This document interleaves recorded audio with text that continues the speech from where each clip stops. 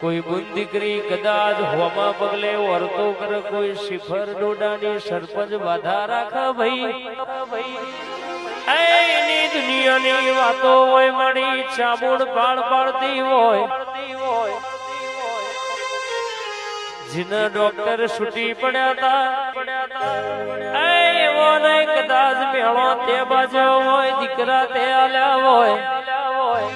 આવા તારા કોલવડાના દાખલા બોલતા હોય આવો મારી કોલવડાની સરકાર આવો એ મારી ચોટીની ધડીઓની ચામુંડા હોય